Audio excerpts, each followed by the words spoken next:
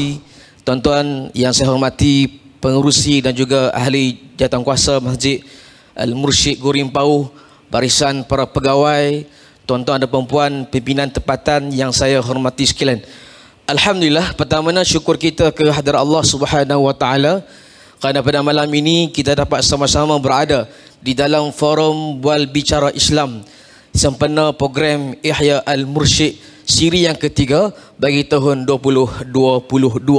Jadi pejam telik dah sampai siri yang ketiga dah program Ihya Al-Mursyid ini. Terlebih itu terima kasih dan tahniah kepada Masjid Al-Mursyid di atas kerjaan menganjurkan program ini. Dan untuk pengetahuan tuan-tuan dan perempuan juga, termasuk doktor yang mungkin pertama kali sampai ke masjid ini masjid terbaik Parlimen Arau. Masjid terbaik Parlimen Arau, jadi semua duduk sini semua yang paling terbaik ke belakang-belakang. Tak gitu Ustaz Syafiq ya. Okey, kita nak teruskan forum Bual Bicara kita pada malam ini dengan tajuknya Keluarga Sakinah dari Dunia Membawa ke Syurga. Kita nak sembang bab masjid juga, tapi masjid yang dibina di atas nama rumah tangga dan keluarga. Jadi untuk sebagai bual bicara pada malam ini, saya nak memperkenalkan gadingan panel kita pada malam yang penuh berbahagia ini, iaitu yang di sebelah hujung sana, iaitulah yang berbahagia Al-Fadil Ustaz Muhammad Nazim bin Muhammad Nur, Ketua Pegawai Eksekutif Majlis Agama Islam dan Adat Istiadat Melayu Perlis MAIPS. Dan kemudian di sebelah yang berbahagia Ustaz Nazim, tidak lain dan tidak bukan juga yang berbahagia Profesor Madya Dr. Rozaimi Ramli, Rektor Kolej Universiti Islam Perlis UIPS. Dan di sebelahnya tidak asing lagi dan beliau merupakan tonggak utama di Masjid Al-Mursyid ini, iaitu Yang Mulia Al-Fadil Ustaz Syed Abu Bakar Jamulullah. Jadi ketiga-tiga gandingan panel kita pada malam ini akan membincangkan topik keluarga sakinah dari dunia membawa ke syurga. Jadi bagi memulakan bual bicara forum kita pada malam ini,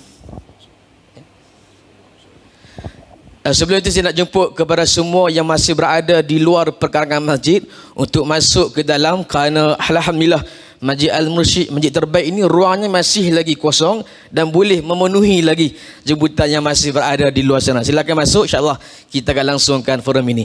Jadi sebagai permulaan bual bicara kita pada malam ini, kita nak buka kepada yang berbahagia Al-Fadil Ustaz Muhammad Nazim terlebih dahulu.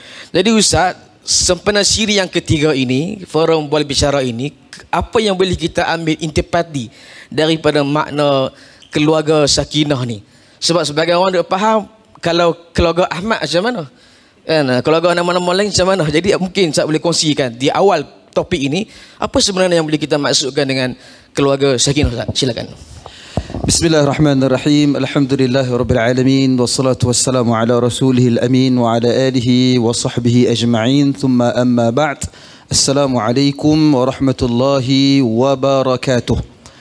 Al-Fadil, moderator, sahabat-sahabat gandingan, tuan-tuan hadirin kaum muslimin dan muslimat yang dirahmati Allah Subhanahu wa taala sekalian. Sebelum saya nak jawab soalan tu, ada dua benda pelik ni. Yang pertama pelik sebab depa suruh tutup awal. Saya ingatkan habis tadi. Rupanya ada juga forum. Selalunya orang tutup selepas kan. Tapi tak apa, tu pelik yang pertama. Pelik yang kedua ni, di sebelah kiri saya ni kedua-duanya ahli jawatan kuasa fatwa negeri Perlis. Jadi saya ni berasa kerdil duduk di tepi mereka ni, Sahibul Fadilah Profesor Madya Dr. Muhammad Rozaimi, ahli jawatan kuasa fatwa. Di sebelah hujung sana pun Sahibul Fadilah Yang Mulia Tuan Syed Abu Bakar juga ahli jawatan kuasa fatwa. Saya je nak keluar petua, mereka semua fatwa. Jadi rasa macam kerdil untuk bersembang, berbincang dengan tuan-tuan dan puan-puan, ibu-ibu, bapa-bapa, hadirin hadirat yang dirahmati Allah sekalian. Soalan moderator tadi ni, apa dia makna keluarga sakinah? Adakah sakinah tu nama orang? Ada kawan saya, isteri dia sakinah, dia kata rumah tangga dia sakinah sedia. Tapi kadang-kadang jadi sikin. Sikin ni dalam bahasa Arab, bahasa Melayu dia maksudnya pisau, keluarga pisau. Kalau tak kena gaya, daripada sakinah dia jadi pisau. Apa makna keluarga sakinah? Sakinah ni tuan-tuan dan puan sekalian, bolehlah kita, kalau dalam bahasa Arab sakinah, bahasa Melayu artinya tenang, at-tama'ninah, iaitu perasaan yang ada dalam diri kita ni, iaitu perasaan yang Allah turunkan kepada kita. Kata Imam Ibn Qayyim Al-Jauzi, dia kata makna as-sakinah ataupun makna tenang itu adalah syai' yunazziluhu Allah azza wa jalla ala abdihi, sesuatu yang Allah Subhanahu wa taala turunkan ke dalam jantung hati seorang manusia, iaitu daripada perasaan yang dia sentiasa rasa sukun, sentiasa rasa tenang, walaupun inda tirabi wal makhawif, walaupun ketika mana dia merasai kesukaran dan juga keperitan, jantung hati dia sentiasa rasa tenang. Itu maksud ketenangan ataupun rasa dirinya sentiasa berada dalam keadaan yang baik. Keluarga dia, bila dia duduk dengan keluarga, dia rasa jiwanya tenang, jiwanya rasa bahagia. Itu makna keluarga sakinah. Allah Subhanahu wa taala nyatakan di dalam surah Ar-Rum ayat yang ke-21. Kata Allah Azza wa Jalla, a'udzubillahi minasyaitonir rajim, wa min ayatihi an khalaqa lakum min anfusikum azwaja litaskunu ilaiha wa ja'ala bainakum mawaddatan wa rahmah inna fi dhalika laayatin liqaumin yatafakkarun. Maksudnya Allah kata daripada tanda-tanda kebesaran Allah yang Allah bagi kepada kita ni. Bila sebut tanda kebesaran, sudah pasti benda tu penting dan besar dalam hidup kita, dan ianya merupakan nikmat yang Allah berikan kepada kita. Maksudnya keluarga sakinah ataupun keluarga yang bahagia, keluarga yang tenang ni merupakan tanda-tanda kebesaran Allah Subhanahu wa taala. Bila sebut tentang tanda kebesaran Allah, sudah pasti ianya merupakan perkara penting dalam hidup kita, dan kita berhajat kepada keluarga yang tenang, betul tak? Kita balik rumah, kita nak rasa tenang, kita nak rasa bahagia, kita rasa jiwa kita yarihul qalb, kita rasa jiwa kita ini bahagia balik ke rumah. Itu penting keluarga sakinah. Allah nyatakan daripada tanda-tanda kebesaran Allah apabila Allah Subhanahu wa taala menjadikan daripada kalangan diri kamu itu azwaja, pasangan-pasangan hidup.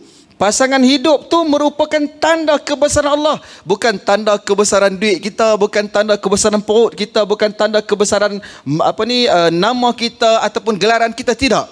Tapi ianya merupakan tanda kebesaran Allah yang Allah tunjukkan kepada diri kita. Apa dia? Apa tujuan Allah jadikan pasangan hidup? Litaskunu ilaiha, untuk kamu tinggal dengan mereka dalam keadaan yang mana kamu tenang duduk dengan mereka. Itu penting. Allah kurniakan keluarga yang tenang, itu merupakan tanda-tanda kebesarannya. Dan bukan setakat kita duduk dalam keadaan tenang, wa ja'ala bainakum mawaddatan wa rahmah, dan Allah jadikan, Allah kata, dan telah dijadikan kepada di antara kamu dengan dua perasaan, al-mawaddah war rahmah, iaitu rasa kasih sayang. Kata Ibnu Abbas dan juga Mujahid, dia kata makna al-mawaddah ataupun makna mawaddah ataupun kasih sayang itu artinya al-mahabbah, iaitu perasaan yang kita bila duduk dalam rumah tangga sentiasa setiap hari rasa sayang. Tengok-tengok rasa sayang, nampak isteri rasa sayang, isteri nampak suami rasa sayang, nampak anak-anak rasa kasih sayang. Dia tak rasa nak menyumpah dalam keluarga tu. Kalau kita balik rumah rasa menyumpah, balik dapur jenuh. Itu bahaya. Ada banyak di kalangan kita tuan-tuan, bila ayah nak balik, anak-anak siap-siap, anak ni siap. Sebab apa? Sebab ayah nak balik, takut ayah marah. Ini satu perasaan yang tak boleh ada. Perasaan mesti ada kasih sayang dulu. Yang kedua, dia tak cukup hanya sekadar kasih sayang. Dia satu lagi, dia kena ada apa?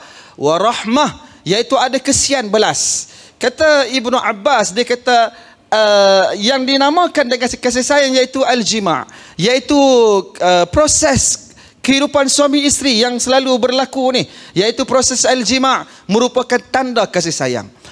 Dan dia kata warahmah, rahmat Allah merupakan iaitulah an-nasal ataupun al-aulad, iaitu apabila datangnya anak-anak merupakan tanda kasih sayang Allah SWT kepada kita. Jadi itulah sedikit makna kepada keluarga sakinah, iaitu membawa kepada makna keluarga yang bahagia, keluarga yang membawa ketenangan, keluarga yang akhirnya disitulah kita berusaha untuk mendekatkan diri kepada Allah. Seperti mana kata Imam Ibn Qayyim tadi dalam Madarij Salikin, dia kata apabila seseorang itu adanya perasaan tenang, maka akan menjadikan dia itu lebih dekat taat kepada Allah Subhanahu wa taala. Sekian. Alhamdulillah, terima kasih kepada yang berbahagia Ustaz Muhammad Nazim sebagai mukadimah buat bicara forum kita pada malam ini. Jadi demikianlah yang dimaksudkan dengan sakinah itu bukanlah tentang nama personal individu, tapi menunjukkan kepada tanda-tanda kebesaran Allah Subhanahu wa taala. Jadi kita nak teruskan ruangan forum buat bicara kita pada malam ini, dan kita nak terus kepada pendengar kita yang kedua, iaitu yang mulia Ustaz Syekh Abu Bakar. Jadi Ustaz Said melihat tadi ni Ustaz Nazim menyebutkan bahawa tak ada rasa menyumpah suami isteri, tak ada menyumpah anak-anak ni. Ini satu interaksi di antara ayah dan anak-anak, suami dan juga isteri. Jadi mungkin Ustaz Said boleh kongsikan dengan yang hadir juga yang menonton live kita pada malam ini, bagaimana Nabi SAW mengaplikasikan, menjadikan contoh teladan dalam bab interaksi antara suami kepada isteri dan bapa kepada anak, dan begitu juga sebaliknya. Mungkin saya boleh kongsikan. Silakan Ustaz. Assalamualaikum warahmatullahi. Bismillah. Alhamdulillah. Wassalatu wassalamu ala Rasulillah, amma ba'd. Terima kasih Tuan Moderator yang saya hormati, lagi saya kasihi, Ustaz Nazim, Terus Zaimi. Sebelum saya jawab soalan tu, saya nak sebut sikit tuan-tuan selaku tuan rumah. Alhamdulillah program kita pada pagi tadi sampai ke malam ni dapat sambutan dengan baik, dan kita libatkan pada kali ini dengan masjid-masjid. Sebelum ni kita libat pertandingan tu dengan anak karya saja, tapi kali ini kita libatkan dengan masjid-masjid di Parlimen Arau. Lepas ni mungkinlah kita akan jadi tuan rumah untuk kita buat masjid 105 masjid, boleh buat. Tapi kita minta duit kat mayat pula kan. Okey. Untuk pengetahuan tuan-tuan, mukminin sekalian, sahabat panel orang gandingan saya ni, depa ni sibuk sungguh. Tapi alhamdulillah dengan masjid mursyid ni jarang sangatlah depa tolak kecuali ada kecemasan. Alhamdulillah. Okey tuan-tuan, berkenaan dengan tajuk tadi, Ustaz Nazim ada sebut tadi sakinah, sakinah, takut jadi sikin. Yang saya takut satu lagi jadi sakinah, mati terus. Satu lagi baik, lagi senang nak jadi. Tak payah bersyadah dah, tambah halih saja, mati.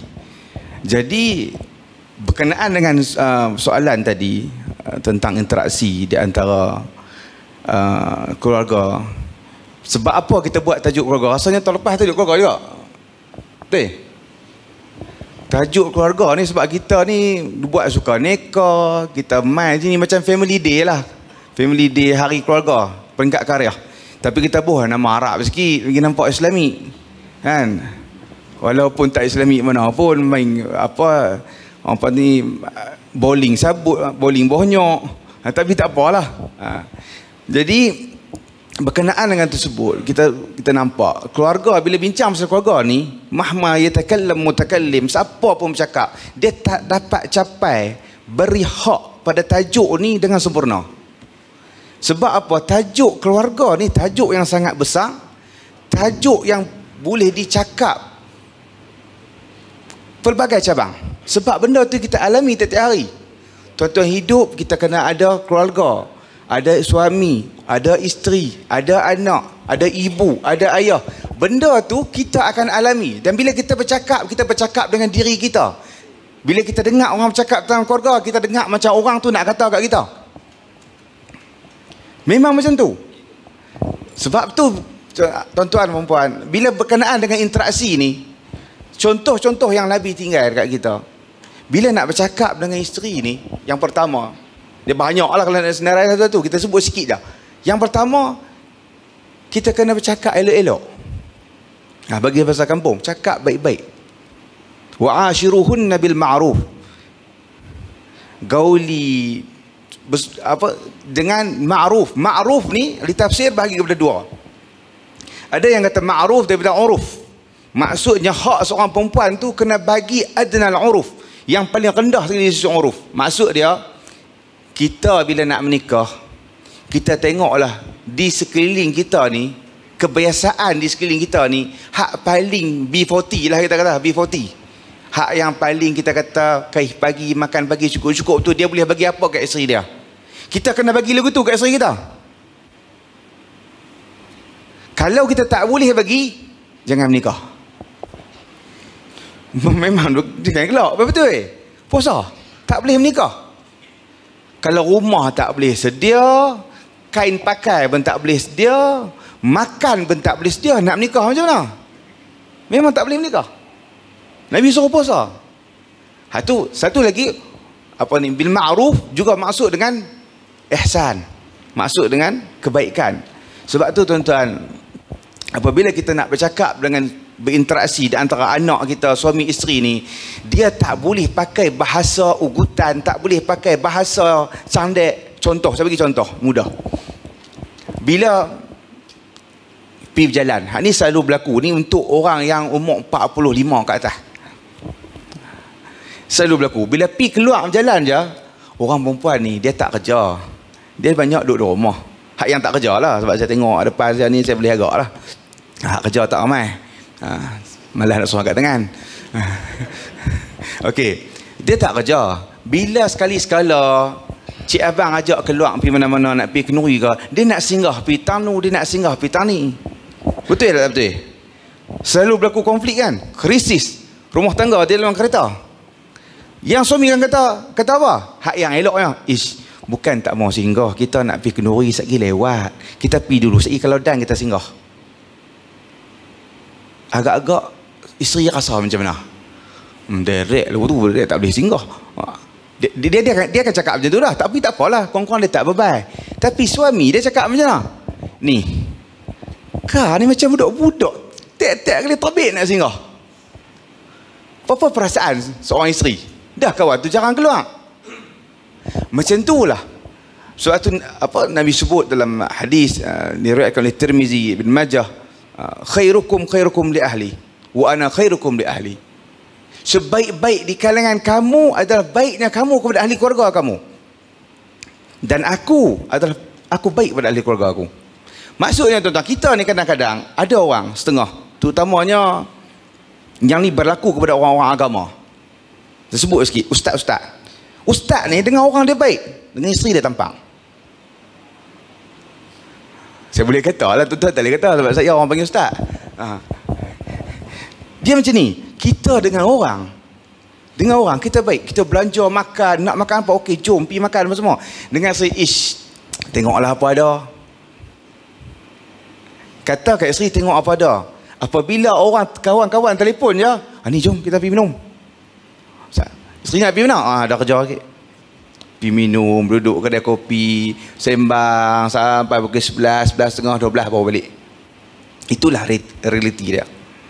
Sebab tu kita kena letak.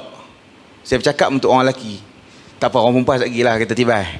Saya cakap untuk orang lelaki, kita kena letak orang perempuan ni pada satu tempat yang betul.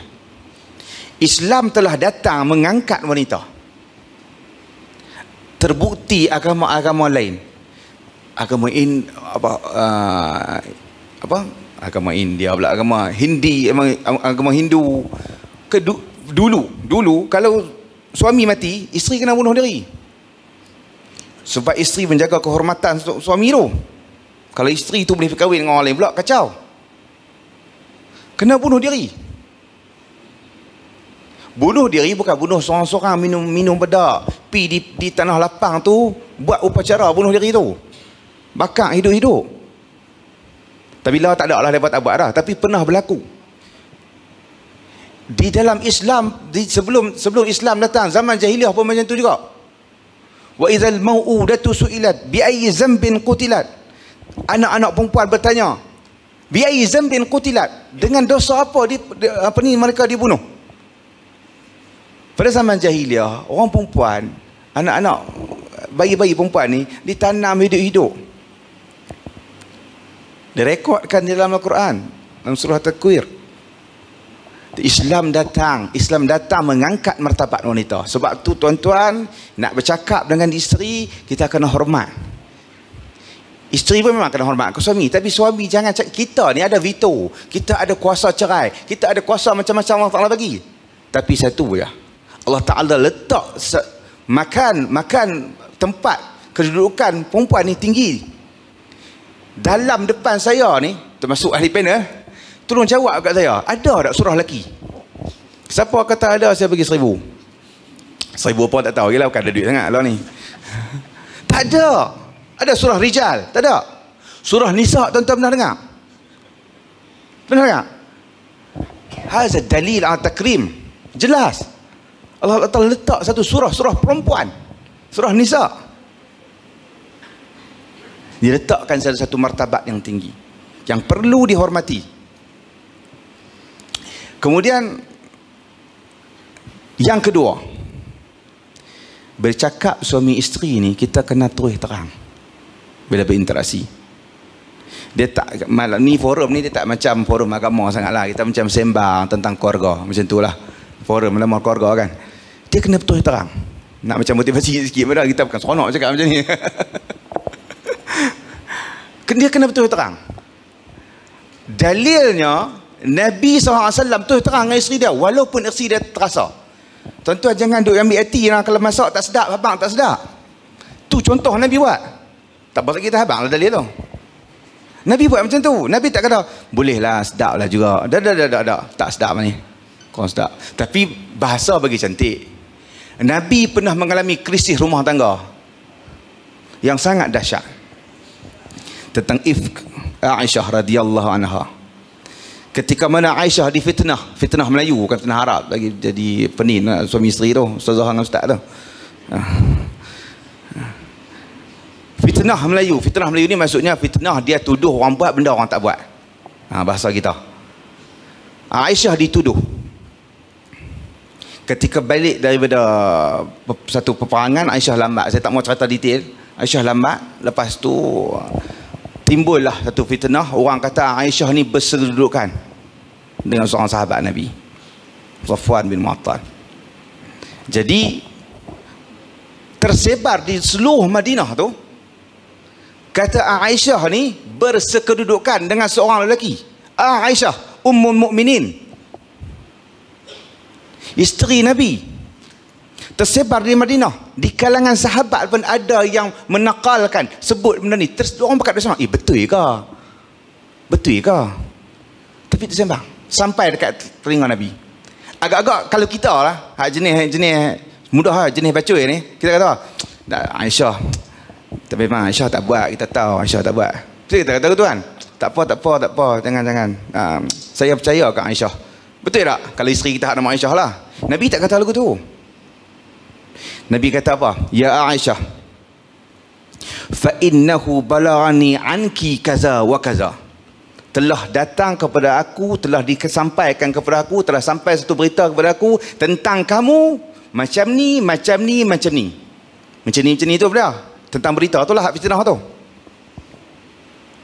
Fa in kunti bari'atan, jika kamu bari'ah, apalah bari'ah ni, atau kalau jika kamu tak bersalah,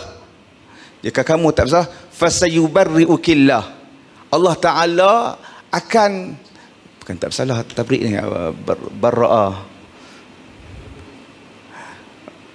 berpadari, suci, okey, suci lah, okey. Jika kamu suci, maksudnya kamu tak buat benda hak orang sebut ni, Allah Ta'ala akan sucikan kamu. Atau Nabi kata apa? Wa in kunti almamti bizambin, jika kamu telah melakukan satu dosa, jika kamu telah terjerumus dalam dosa ini, fastaghfiri wa tubi ilaih, kamu mohon maaflah dan kamu bertobatlah kepadanya. Nabi kata tak? Dak Aisyah, memang Aisyah tak buat, dia post saja tuduh Aisyah. Tak, Nabi tak buat macam tu.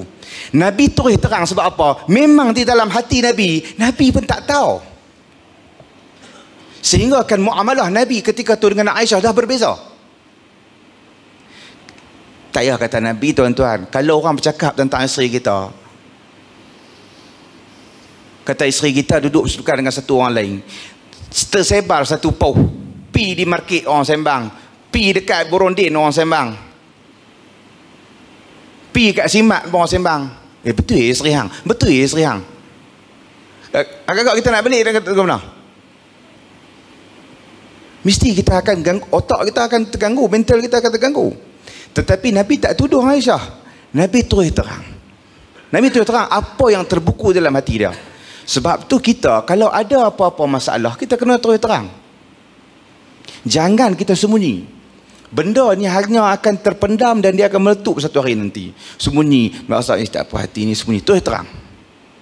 Terus terang, jangan depan anak-anak. Terus terang bersama suami isteri tu. abang sebenarnya tadi ni bila buat macam tu abang tak puas hati. Cara lagu tu tak betul. Tak boleh buat macam tu. Cakap macam tu. Isteri pula. Abang, tadi abang kata macam tu, terasa lah hati. Terus terang, ni doa segan abang. Kau suami kita terasa. Lingkup kau tu kalau macam tu. Last sekali, bila berlaku pergaduhan, semua ungkit. Sebab apa? Sebab semua terpendam. Suami ungkit. Sebab tu yang jadi perceraian secara sudfah. Tiba-tiba duduk tengah marah tu cerai. Ustaz menyesal. Sebab apa? Hak duduk terpendam tu lama. Bila dia bawa keluar habis, berlaku perceraian, rujuk balik, kosong balik. Lepas tu pendam balik, cerai balik. Itulah yang berlaku. Sebab tu kena terus terang. Nabi dah tunjuk contoh, Nabi terus terang. Krisis rumah tangga Nabi ini berlaku sangat besar dan Allah Ta'ala tak uji kita lagi. Macam tu. Sehingga dia turun satu ayat surah Nur, Allah Ta'ala sucikan Aisyah. Tapi Nabi terus terang apa yang Nabi rasa. Jadi kita kena terang. Yang ketiga, orang perempuan ni dia kena jadi, bila kita bercakap dengan suami, berinteraksi, dia kena, isteri-isteri ni dia kena jadi pendengar setia. Orang lelaki ni dia ada ego. Orang kami pun ada ego juga. Kalau buat lagu tu tak selesai. Dia kena dengar. Suami kata apa, dengar dulu. Bila berlaku pertelingkahan, bila berlaku apa, suami cakap apa-apa, kita diam dulu. Satgi bila suami sejuk, baru kita counter balik pelan-pelan. Kalau ni kata A, ni kata B. Ni kata A, ni kata B. Last sekali belaga. Kena menjadi pendengar yang setia. Lepas tu baru rumah tangga tu boleh jadi sakinah. Dengan anak-anak pula, janganlah terlajak maki hamun. Anak-anak ni dia simpan memori tu. Dia ingat perkataan-perkataan yang kita sebut. Dia sangat-sangat ingat. Kita sebut apa, kita bercakap apa, kita bercakap dengan kawan kita, semua dia ambil dengar. Sebab tu bila anak dia main umur dia besar sikit, dia bercakap macam dengan kita sebab dia tiru kita. Kita duk sebut satu perkataan yang kurang enak orang dengar. Bukanlah mencarut sangat, tapi kurang enak orang dengar. Anak-anak main besar dia akan tiru perkataan tu. Bukanlah sampai orang kata apa ni, carutan apa semua, tak. Tapi bahasa tu kurang enak lah orang dengar. Tapi bila anak kita duduk dengar banyak kali, dia besar dia akan sebut benda yang sama. Dengan anak-anak kita tak boleh maki hamun. Cakap balik elok. Kunci dia wa'ashiruhunna bil ma'ruf. Nabi sebut tadi, khairukum li ahli. Sebaik-baik kamu, baik kamu kepada ahli keluarga kamu. Sekian. Alhamdulillah, saya fikir kita masih lagi fokus di dalam forum berbicara Islam ini, hampir masuk ke topik motivasi dan sebagainya. Tapi satu benda yang menarik jugalah untuk kita sama-sama hadam. Demikian juga bagaimana Nabi SAW menjadi role model, contoh teladan kepada kita, lebih-lebih lagi dalam soal kita nak berinteraksi. Dan malulah kita sekiranya kita di mulut ungkap Quran Sunnah, tetapi pada hakikatnya kita yang paling gangster dalam keluarga kita ni. Jadi sebab itu topik ini sangat sesuai, dan mudah-mudahan apa yang disebutkan oleh Al-Fadhil Ustaz Said tadi ini, segi sebanyak mungkin kita boleh ambil pedoman dan juga pengajaran kepada kita semua sebagai manusia yang tak terlepas daripada melakukan kesilapan. Okey, jadi kita nak teruskan lagi pusingan yang terakhir di pusingan yang pertama ini, iaitu kita nak sambung kepada yang berbahagia Profesor Madya Dr. Rora. Jadi doktor, kita duduk di masjid yang terbaik di Parlimen Arau ni. Jadi saya ingat masjid ni tak ada krisis. Tapi dalam rumah tangga doktor tak dapat lari daripada berhadapan dengan krisis rumah tangga. Jadi sebagai agama Islam yang syumul ini doktor, mungkin doktor boleh kongsikan dengan kami semua, bagaimana agama Islam memandu umat ini untuk berhadapan dengan krisis rumah tangga. Bagaimana sikap yang perlu kita ambil berhadapan dengan krisis rumah tangga ni. Silakan doktor. Assalamualaikum warahmatullahi wabarakatuh. Alhamdulillah, nahmaduhu wa nasta'inuhu wa nastaghfiruh wa na'udzu billahi min shururi anfusina wa min sayyiati a'malina, man yahdihillahu fala mudilla lahu wa man yudlil fala hadiya lahu. Asyhadu an la ilaha illallah wahdahu la syarika lahu wa asyhadu anna Muhammadan 'abduhu wa rasuluh. Allahumma salli wa sallim ala Muhammad wa ala alihi wa sahbihi ajma'in, amma ba'd. Terima kasih kepada Tuan Moderator yang dimuliakan sahabat saya Ustaz Nazim, CEO Maibs, yang mulia Tuan Said Abu Bakar selaku pengurusi masjid yang bersama-sama dengan kita pada malam ini. Ini sebenarnya kali kedua saya datang ke masjid ni. Kali pertama mereka bagi makan pulut ikan masin kuliah subuh. Dan kali kedua ni tak tahu tapi insya-Allah yang penting tu bukan pada jamuan itu, tapi yang penting tu adalah pada komitmen. Bila disebutkan tentang konflik rumah tangga, saya nak sebut, pertamanya saya bukanlah nak mengajar, sebab saya tengok ramai di depan saya ni yang sebenarnya lebih berpengalaman daripada saya dalam pengalaman rumah tangga lah. Sebab nak kata tua tak tua, tapi muka-muka belia, tapi purba punya belia, kan? Jadi mungkin pengalaman tu lebih banyak. Cuma apa yang saya nak kongsikan di sini adalah apa yang saya dapat apabila kita membaca sebahagian daripada hadis-hadis Nabi SAW. Kerana bila kita sebut tentang perkahwinan, bila kita sebut tentang keluarga, keluarga ni dia tatakawan min majmu'atin minan nas. Dia terhimpun padanya beberapa individu. Dia bukan duk seorang-seorang. Jadi bila terhimpun pada keluarga itu individu, jadi dekat individu ni ada sifat yang pelbagai. Ada cemburu, ada hasad, ada dengki, kan? Ada marah, ya. Jadi kadang-kadang berlaku perkara-perkara yang tak diingini. Jadi dalam Al-Quran Allah Subhanahu Wa Taala telah sebut 3 step bagi suami yang berhadapan dengan masalah apabila berhadapan dengan isterinya. Allah Ta'ala sebut fa'idhuhunna, kan, nasihat, wahjuruhunna fil madaji', asingkan tempat tidur, wadribuhun, kemudian pukul. Itu step yang terakhir. Tapi sebelum daripada itu, kita nak tengok dulu dalam hadis, sebelum daripada kita nak pergi kepada step asingkan tempat tidur, sebelum nak pergi kepada step pukul, daerah-daerah nasihat ni kita boleh buat apa? Saya nak bagi tahu tuan-tuan, kalau tuan-tuan baca dalam hadis rumah tangga Nabi SAW pun ada masalah. Kita tak boleh dabik dada kata saya menikah ustaz, tak ada masalah langsung. Jangan bohong, kan? Jangan tipu tuan-tuan. Kadang-kadang kita lupa kita ada masalah, kan? Dan masalah itulah yang menjadikan rumah tangga itu menarik, mencabar. Kerana kalau benda tu tak ada masalah, benda tu tak ada apa-apa ujian, tak ada cabaran, dia jadi tak seronok lah, dia tak ada adventure, kan? Manusia dia suka kepada cabaran, dia suka kepada adventure. Sebab saya baru balik daripada Krabi. Saya tengok bila pergi sampai kat Krabi tu, saya tengok ada orang duk panjat gunung. Lepas panjat-panjat sampai atas turun balik. Kita pun heran, pasal apa dia berpanjat? Kalau panjat pergi jalan kat atas tak apa juga. Nak tengok pemandangan ke apa, tak ada. Sampai-sampai je, tak sampai kat puncak lagi, sampai tempat tali tu diikat, turun balik. Saya fikir dalam diri saya, kata kadang-kadang macam bodoh juga manusia ni. Tapi itulah sifat manusia, dia suka pada cabaran. Dan bila dia lepas cabaran tu, dia rasa lega. Bukan ada bayaran apa pun, dia kena bayar pula kat orang. Ada orang pula pergi tolong tarik dia kan pakai tali, kan? Ada yang jatuh, orang pun tarik, turunkan dia slow-slow. Itulah manusia. Kadang-kadang kita fikir, ada yang sampai jatuh, pengsan jatuh. Jenuh pula orang pergi tekan jantung dia, pengsan. Manusia. Kadang-kadang kita rasa cabaran tu tak perlu, tapi sebenarnya cabaran itu mematangkan. Cabaran itu selepas kita melepasinya, mungkin akan menjadikan kita lebih rapat dengan pasangan kita. Dalam hadis Nabi SAW ada beberapa hadis yang menunjukkan Nabi SAW juga berhadapan dengan isu, berhadapan dengan situasi. Dan yang paling utama, bila kita tengok dalam hadis, bila nak berumah tangga, pertama kena ada sifat sabar. Itu yang paling utama sekali. Bila berhadapan dengan krisis, sabar dulu. Dan kita kena tahu, sabar bukan mudah.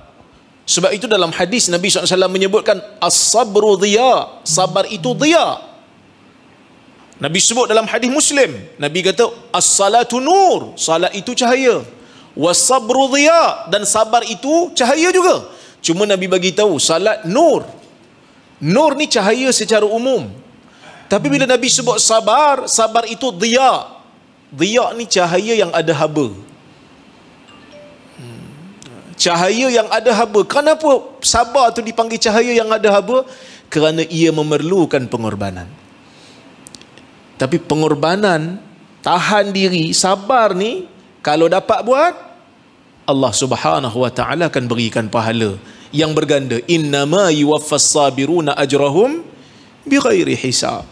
Dalam hadis, Nabi SAW pernah jumpa dengan isteri dia pada waktu duha. Nabi tanya pada isteri dia, ada makanan tak? Hal indakum syai'un minat ta'am? Ada makanan tak hari ni? Isteri Nabi kata, tak ada. Nabi kata apa? Fa inni sa'im.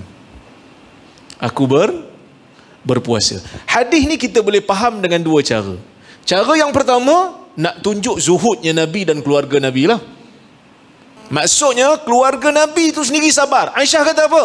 Ma syabi'a alu Muhammad. Okay. Ma syabi'a alu Muhammad salasata ayyam mutataliyat hatta qubid, atau kama qal. Aisyah kata keluarga Muhammad tak pernah kenyang daripada minta'am, daripada makanan. Tak pernah kenyang disebabkan makanan 3 hari berturut-turut. Sama ada 2 hari ataupun 1 hari kenyang, lepas tu lapar. Maksud isteri Nabi sabar. Bukan kerana Nabi SAW ni malas. Tak. Nabi memberikan nafkah. Tapi nafkah yang Nabi beri itu nafkah yang setimpal, tak berlebihan. Ada apa kat tangan Nabi, Nabi akan bagi pada orang lain kalau Nabi rasa benda tu lebih daripada keperluan dia. Itu yang pertama. Yang kedua, Nabi tu sendiri sabar. Tuan-tuan, kita kadang-kadang suami tengah lapar-lapar balik rumah, ada makanan tak? Isteri kata tak ada. Kita paling tidak kata apa? Hang buat apa? Tengok drama Jarang suami balik duha, ada apa makan hari ni sarapan kita? Tak ada bang, saya tak masak. Saya puasa. Kalau ada suami macam tu tuan-tuan, wali ya. Tapi sabarnya keluarga Nabi SAW. Terus tukar rancangan, nasa nak makan, tapi tak ada makanan, tak disediakan makanan. Mungkin tak sempat, mungkin terlupa, mungkin tak ada. Nabi kata fa inni sa'im. Aku puasalah hari ni, senang cerita. Tak ada marah, tak ada apa. Kita bagi laluan pada azan dulu. Okey, sabar. Oleh kerana sabar inilah kita tengok dalam hadis Abu Dawud, Nabi SAW pernah pada satu hari berbicara dengan Aisyah, dan Aisyah meninggikan sedikit suaranya. Aisyah tinggikan sedikit suara disebabkan oleh kerana Aisyah ada sikit marah pada waktu tu. Ya.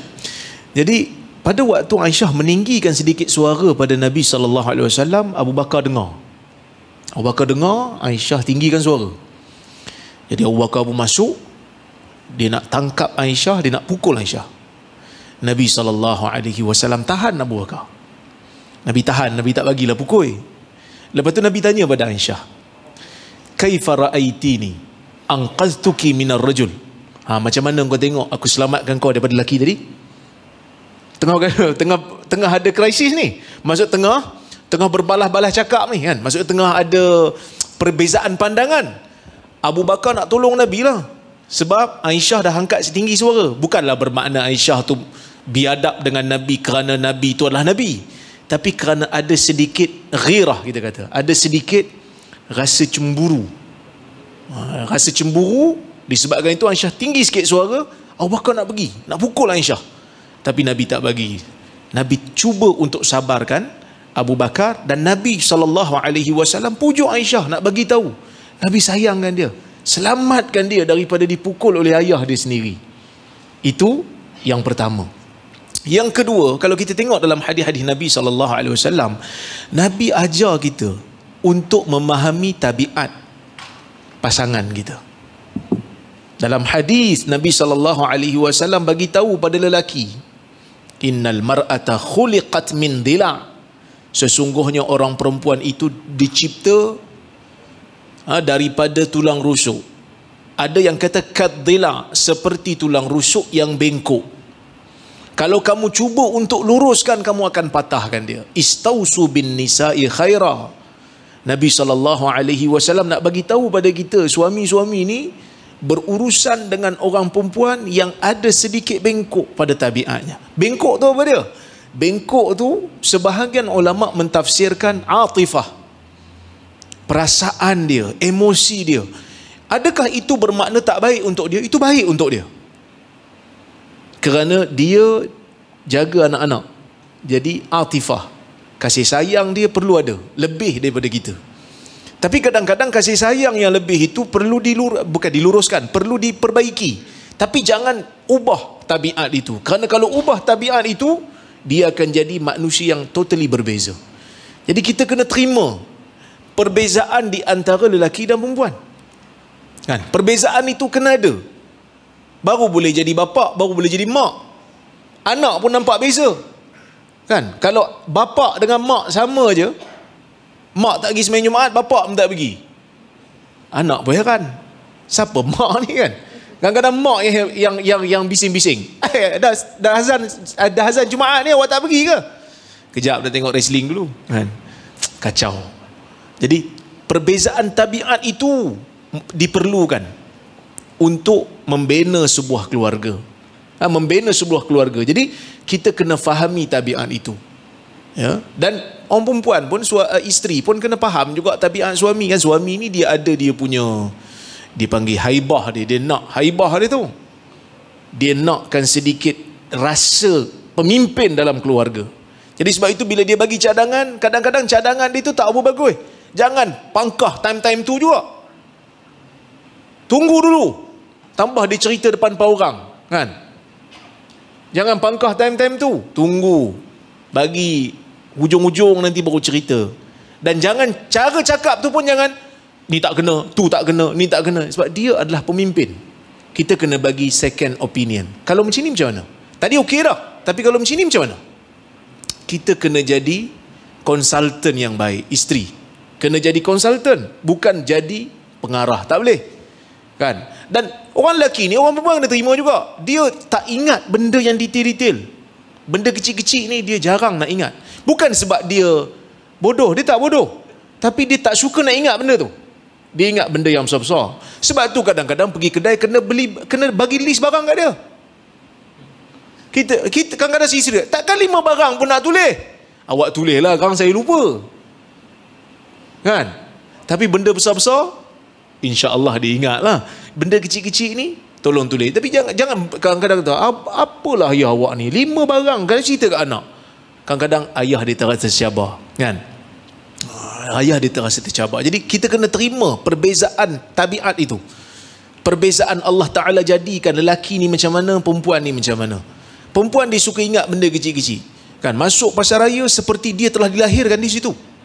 Dia ingat tempat-tempat, kan? Dia ingat harga-harga. Saya tak ingat. Kadang-kadang isteri saya suruh beli barang, tanya berapa harga, saya tak tahu, saya main ambil je. Saya tahu tempat tu murah, saya beli. Jadi maksudnya ada orang yang, orang kata apa, jenis macam tu, dan kita kena terima, dan dia lengkap melengkapi lah. Baik. Sebab itu tuan-tuan dan puan-puan dirahmati Allah Subhanahu wa taala sekalian, Nabi SAW ajar kita, dan Nabi tunjuk pada kita, Nabi terima perbezaan itu. Contohnya, satu hari dalam hadis, Nabi SAW duduk dekat rumah salah seorang daripada isteri dia. Nabi kan ada ramai isteri, kan? Jadi Nabi duduklah dekat rumah salah seorang. Tiba-tiba khadam Nabi sampai, pembantu Nabi sampai, bawa satu bekas yang ada makanan. Makanan tu datang pada siapa? Makanan tu datang daripada isteri lain. Nabi tengah duduk rumah isteri lain, isteri lain pergi hantar pula bekas makan. Jadi apa perasaan isteri yang ada di rumah tu? Dia ada rasa cemburu, kan? Cemburu ni apa dia? Biasanya orang perempuan lah cemburu. Cemburu dia apa dia? Tak tahu. Cemburu lah ustaz. Cemburu ni punya hebatnya ulama-ulama Islam ni, cemburu tu pun dia orang letak definisi. Dia kata apa? Taghayyurul qalb wal ghadab bisababil ihsas fi musyarakatil ghair fi haqqil insan. Dia kata cemburu ni perasaan yang berubah dan kemarahan disebabkan oleh kerana rasa-rasa sensitif kerana orang lain cuba untuk berkongsi dengan hak seseorang insan. Tu dia, itu hak dia. Waktu tu waktu dia. Tiba-tiba isteri lain pergi hantar pula makanan. Benda tu mungkin bagi orang lelaki simple je, hantar makanan je pun. Tapi saya stay kat rumah awak lagi. Tapi dia kata tak boleh. Ni masa saya. You tak boleh ingat orang lain. Jangan curi masa saya. Jadi dalam sebahagian riwayat nama isteri tu tak disebut. Tapi sebahagian di riwayat lain dia kata adhunnuha. Perawi kata aku sangka isteri tu Aisyah. Kan? Dia tampar tangan pembantu tu, khadam tu, dia tampar tangan, jatuh makanan tu, jatuh bekas tu, pecah bekas tu. Nabi SAW kutip balik makanan tu. Nabi kata apa? Nabi kata pada khadam tu, gharat ummukum, ibu kamu cemburu. Ibu tu maksudnya ummul mukminin lah, kan, isteri Nabi kan ibu kita kan. Gharat ummukum, ibu kamu cemburu. Tabiat dia lah tu. Nabi tak ada nak pergi angkat tangan ke apa, kan Nabi tahu ini sifat dia yang kita kena tunggu kejap. Kalau time tu juga confront, dia takkan jadi benda yang lebih baik lah. Itu yang kedua. Yang ketiganya tuan-tuan, diam. Bila mana marah, bila tengah marah ni diam. Sebab itu dalam hadis pun Nabi kata apa? Idza ghadiba ahadukum falyaskut. Bila salah seorang daripada kamu marah, diam. Man kana yu'minu billahi wal yawmil akhir falyaqul khairan aw liyaskut. Aw liyasmut, kan? Atau kama qala. Siapa yang beriman kepada Allah dan hari akhirat, maka hendaklah dia berkata baik, kalau tidak diam. Jadi bila tengah krisis, tengah betul-betul marah, diam. Dan isteri kalau suami tengah marah, dia diam, biarkan dulu. Takut-takut kalau dia bercakap, benda yang tak elok akan keluar. So biar dia tenang dulu. Biar dia tenang dulu. Kemudian tuan-tuan dan puan-puan rahmati Allah Subhanahu wa taala sekalian, yang paling penting sekali, bila ada krisis, kita tengah marah, kita tengah diam, jangan terus keluar hukum. Tabayyun. Itu yang tadi Ustaz Syed cerita tadi. Nabi SAW bila berhadapan dengan situasi al-ifk, isteri dia kena tuduh buat benda tak elok dengan sahabat dia, Safwan.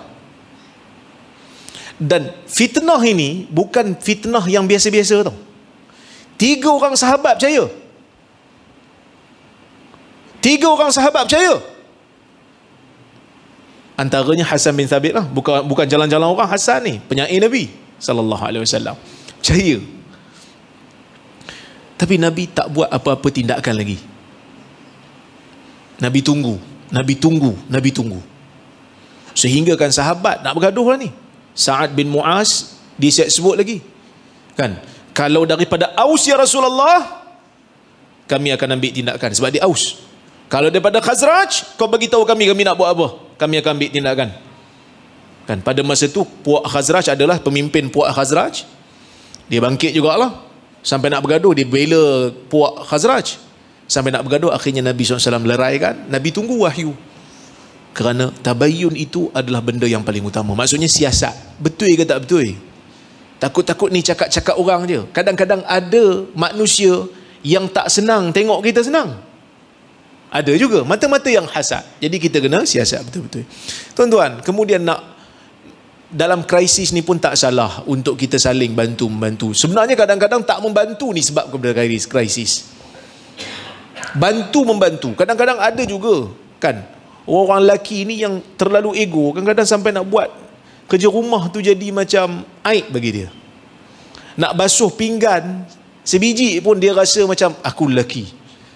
Sedangkan Nabi SAW pernah ditanya oleh Aisyah, pernah ditanya kepada Aisyah, macam mana Nabi SAW di rumah? Aisyah kata apa? Kana fi khidmati ahli, fi mihnati ahli. Nabi SAW dalam hadis Bukhari, Aisyah kata bantu isteri-isteri dia. Kan? Kalau kita pandai masak, masak. Ustaz Nazim dia boleh masak, duduk Mesir dulu. Ustaz Asyik boleh masak. Ada waktu-waktu kita offer, tak apa, hari ni biar abang masak. Awak duduk kat depan. Hari ni saya masak. Dia pun happy. Kan? Sebab apa? Sebab dia dah tolong kita. Kebanyakan isteri bertugas. Kan? Adalah yang tak kerja, tapi kebanyakan yang muda-muda bekerja hari ni. Bila dia bekerja, dia bantu kita. Bila dia bantu kita kat rumah, kita bantulah dia pula. Kita bantu dia pula. Kan? Ketahuilah tuan-tuan, betapa nikmatnya apabila kita dapat membantu isteri. Kan? Kadang-kadang kita stres dengan kerja, masa basuh berak anak kita dapat ketenangan. Bagus juga basuh berak anak ni. Kan? Dapat ketenangan. Anak pun tak komplain. Kan? Dia tak komplain. Dia tak ada kata tak bersih lah, sabun kurang lah, tak ada. Yang komplain banyak ni staf kat pejabat. Anak relax je. Kadang-kadang basuh tak bersih pun dia tak komplain. Bini komplain, bang tak basuh bersih ni, main balik. Anak tak komplain, dia happy je. Kita bantu. Kita bantu. Kan? Walaupun beras kita beli, bini juga yang masak. Okey. Kemudian tuan-tuan dan puan-puan rahmati Allah Subhanahu wa taala sekalian, banyakkan memberi hadiah. Kadang-kadang hadiah yang murah pun tak apa. Kita orang bagi kita hadiah, kita tak pernah tanya harga berapa. Yang penting kita tahu dia ingat kat kita. Kita outstation jauh-jauh. Kan kadang-kadang isteri kita dah tarik muka. Kita abang nak pergi outstation 2-3 hari kat KL. Dia pun dah tarik muka. Sebab apa? Nak urus anak ni, dia pun kerja. Kita kata tak apa, balik nanti abang beli hadiah. Senyumlah sikit dia. Kan? Belilah brooch sikit. Apa brooch? Kerongsang ke. Kan? Beli. Yang penting ada. Tahadu, tahabu. Berikan hadiah. Dalam hadis riwayat Bukhari, dalam Adab Mufrad, dengan sanad yang hasan, Nabi kata, berikan hadiah, kamu akan bertambah kasih sayang. Bahkan waktu krisis boleh bagi hadiah. Waktu krisis, sekarang waktu tarik muka, kita bagi hadiah. Nah, dia pun tanya, ni apa ni? Saya bagi hadiah sikit kat awak, tengoklah sikit. Kalau suka, ambil. Kalau tak suka, pulang balik kat saya bagi kat orang lain pula. So, dia pun kadang-kadang slow sikit, tenang sikit kan. Dia tenang sikit. Dan waktu-waktu krisis ni tuan-tuan, kalau ada kekuatan, wujudkan kekuatan, peluk isteri kita. Kadang-kadang dalam seminggu kita jarang peluk isteri kita ni. Kan? Banyak peluk bantai lagi. Daripada peluk isteri, peluk. Dia tengah buat kerja tu datang, peluk. Terima kasih banyak, awak tolong saya banyak. So, dia akan memberikan ketenangan. Dalam hadis Nabi SAW pun banyak bergurau. Nabi adalah lari dengan Aisyah. So kita gunakan kaedah-kaedah tu. Kemudian, dan yang paling penting sekali tuan-tuan, yang akhirlah sebelum saya nak habiskan round pertama ni, sebagai suami ataupun suami dan isteri, betul kadang-kadang perasaan kita ada sakit, kadang-kadang perasaan kita ada tercela dan sebagainya. Tapi yang paling penting, apa saja tindakan yang kita nak buat, kita cari punca dan kita cari solusi. Sebab kadang-kadang benda yang kecil je boleh menyebabkan krisis berpanjangan. Nak keluar rumah punya pasal, nak cepat, nak pergi musafir, dah setengah jam jalan baru teringat ada barang tinggal. Kan? Isteri beritahu, bang, barang tinggal. Tuan-tuan kalau jadi kat tuan-tuan jadi apa? Mesti kena patah balik. Mesti kena patah balik. Kalau tak patah balik tak jadi. Patah balik je lah. Tapi kadang-kadang di antara kita ada yang membebel dalam kereta. Apa dia punya kesan? Kesan dia tak bagus. Kita bagi tahu sekali je. Lain kali jangan lupa lagi. Lain kali buat list. Tolong jangan lupa lagi. Benda ni benda penting dan kita dah terlambat. Simple. Tapi ada orang dia pilih untuk membebel. Oh, bising. Lama-lama meletup. Dia pun ada perasaan. Marah pula depan anak-anak. Lah kita anak-anak ada. Jadi ego kena kena dijaga. Ego ni benda yang kita tak suka, tapi setiap manusia ada. Wallahu a'lam. Terima kasih banyak. Alhamdulillah, terima kasih kepada yang berbahagia Profesor Madya Dr. Rora di atas perkongsian tentang bagaimana tindakan kita, sikap yang boleh kita ambil ketika kita menepani dengan krisis rumah tangga. Jadi banyaklah contoh-contoh yang telah pun disimpulkan dan diberikan kepada kita semua, dan mudah-mudahan setiap yang diungkapkan itu kita dapat berbalik dan praktik dalam kehidupan kita, insya-Allah. Jadi kita nak meneruskan pusingan kita yang terakhir. Pusingan yang kedua berbalik kepada yang berbahagia Al-Fadil Ustaz Muhammad Nazim. Jadi Ustaz Muhammad Nazim ni dikenali sebagai orang yang paling sibuk di negeri Perlis ni. Lebih-lebih lagi cuaca tak elok lagi, dia tak elok lah, tak senang hati duduk. Saat ribut, saat banjir dan sebagainya. Jadi Ustaz sebagai orang yang sibuk ni Ustaz, sebagai seorang ketua keluarga, suami, dan juga ada kerjayanya yang sangat perlu komitmen tinggi lah. CEO ni dia tak boleh relax-relax, dia kena pancul kita kata. Jadi macam mana untuk kita nak mengimbangi antara keluarga dan juga kerjaya ni Ustaz? Silakan. Bismillah wassalatu wassalamu ala Rasulillah wa ala alihi wa sahbihi wa wala thumma amma ba'd. Tuan-tuan boleh lagi ke ni? Boleh lagi ke? Tahan lagi? Saya tak tahan ni.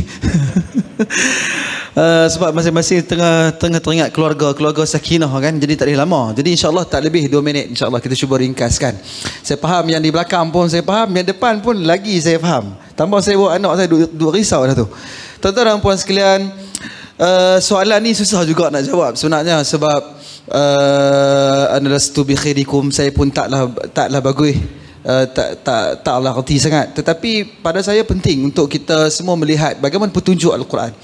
Satu, dalam surah Al-Baqarah ayat 143 Allah menyatakan wa kadzalika ja'alnakum ummatan wasata litakunu syuhada'a 'alan nas wa yakuna ar-rasulu 'alaikum syahida. Pertama sekali Allah sebut dalam ayat ini, demikianlah kami telah menjadikan kamu itu umat yang adil, umat yang tengah-tengah. Jadi penting duk dalam hidup kita ni kena sentiasa tengah-tengah, kena adil, kena sentiasa tawazun, kena sentiasa saling berseimbang dalam kehidupan kita, kena seimbang. Kalau tanya kepada saya secara ringkas bagaimana nak mengimbangi antara kerjaya dan juga keluarga, saya rasa kita kena jadi diri kita. Kita hidup sebagai, kalau kita dalam kerjaya kita tahu itu adalah keluarga kita, demikian apabila kita berkeluarga itulah juga merupakan kerjaya kita. Dalam hidup kita ni, pada saya selalu pegang, saya adalah saya, dan setiap apa yang kita lakukan adalah untuk Allah Subhanahu Wa Taala, untuk agama, dan itulah menjadikan diri kita ni kat mana pun kita tahu itu tugas dan tanggungjawab kita. Ketika mana kita kerja, kita ingat keluarga kita, ketika mana kita di rumah kita dan sebagainya, kita ingat tanggungjawab kita. Dan itulah yang saya rasa ada pada baginda Nabi sallallahu alaihi wasallam, yang Nabi menjadi abduhu wa rasuluhu. Nabi merupakan hamba Allah dan rasulnya. Dalam kehidupan Nabi sentiasa pegang Nabi merupakan hamba Allah Subhanahu Wa Taala, dan setiap dalam inci kehidupan kita kena tahu kita hamba Allah. Apa yang kita lakukan, sama ada kita kerja ke, kita duduk di rumah ke, kita merupakan hamba Allah Subhanahu Wa Taala, dan kita perlu untuk melakukan tugas dan tanggungjawab kita. Allah Subhanahu Wa Taala nyatakan dalam Al-Quran, Allah kata wa aufu bil ahdi innal ahda kana mas'ula. Allah kata wa aufu bil ahd, dan hendaklah kamu mematuhi janji. Kita ambil anak dara orang ni, kita janji nak jaga dia. Kita ambil kerja pun kita janji nak buat amanah dengan sebaik mungkin. Wa aufu bil ahd, hendaklah kita melaksanakan dengan apa yang telah kita janji. Innal ahda kana mas'ula. Allah sebutkan sesungguhnya setiap daripada janji akan dipersoalkan ataupun akan disoalkan di sisi Allah Subhanahu Wa Taala. Wallahu a'lam. Alhamdulillah, terima kasih kepada yang berbahagia Al-Fadil Ustaz Nazim. Jadi kita nak teruskan kepada panel kita yang kedua, iaitu yang berbahagia Ustaz yang mulia Ustaz Syed Abu Bakar. Jadi Ustaz, balik kepada tajuk kita pada malam ini, iaitu keluarga sakinah dari dunia nak bawa ke syurga. Jadi kalau di dunia ni dah dapat bahagia, apakah kebahagiaan keluarga di dunia ni Ustaz boleh menjamin bahagia juga kita di syurga? Adapun bahagia di dunia ni semata-mata sebagai guru, tipu daya, hilah saja. Mungkin Ustaz boleh kongsikan, silakan. Okey, terima kasih yang Tuan Moderator. Hadirin mukminin yang dirahmati Allah. Bahagia ni subjektif. Kita tak boleh ukur kebahagiaan.